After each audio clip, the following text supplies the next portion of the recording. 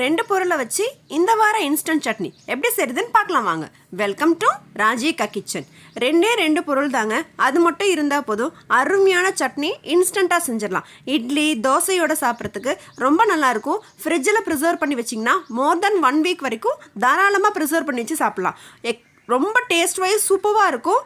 பெரியவங்கள்லேருந்து சின்னவங்க வரைக்கும் எல்லாருமே விரும்பி சாப்பிடுவாங்க. இப்போ எப்படி செய்யுதுன்னு பார்க்கலாம். காஷ்மீரி ரெட் சில்லி இருந்தால் அது சேர்த்துக்கோங்க. அப்படி இல்லை அப்படின்னா வெறும் மிளகாய் மட்டுமே சேர்த்துக்கலாம். நான் இப்போ பாதி காஷ்மீரி ரெட் சில்லி பாதி நார்மல் சில்லி சேர்த்துருக்கேன். அதுக்கப்புறம் உப்பு பூண்டு மிளகாயை விட கம்மியாக இருக்கணும், அப்போ தான் டேஸ்ட் நல்லாயிருக்கும். இது எல்லாத்தையும் தண்ணி சேர்த்து ஃபஸ்ட்டு தண்ணி ஊற்றாமல் அரைச்சிருங்க. அதுக்கப்புறம் கொஞ்சமாக தண்ணி சேர்த்துக்கோங்க. இதை ஊற வச்சு இன்னொரு மாதிரி சட்னி செய்வாங்க, அது இன்னும் டேஸ்ட்டாக இருக்கும். அதை ப்ரிசர்வ் பண்ணுற டைமிங்கும் நமக்கு இன்னும் ஜாஸ்தியாக இருக்கும். அது எப்படிங்கிறது நெக்ஸ்ட் வீக் போஸ்ட் பண்ணுறேன். இந்த மாதிரி நல்ல ரெசிபிக்கு நம்ம சேனலை சப்ஸ்கிரைப் பண்ணி வச்சுக்கோங்க. நோட்டிஃபிகேஷன் பெல்லையும் ஆன் பண்ணுங்கள். இப்போ கொஞ்சம் கொஞ்சமாக தண்ணி சேர்த்து நீங்கள் அரைக்க நல்ல பேஸ்ட்டாக வந்துடுங்க.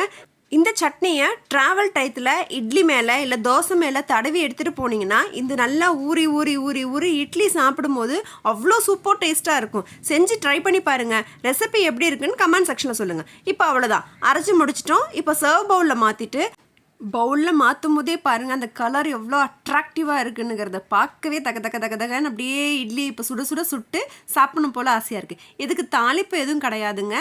வெறும் நல்லெண்ணெயை மட்டும் அப்படியே பச்சையாக இருக்கிற நல்லெண்ணெயை அதில் ஊற்றி ஊற விட்டிங்க அப்படின்னா சூப்பராக இருக்கும். நம்ம ராவா மிளகாய் அரைச்சா கூட நல்லெண்ணெய் சேர்க்கறனால வயிறு வலிக்காது. தைரியமாக செஞ்சு பாருங்கள்.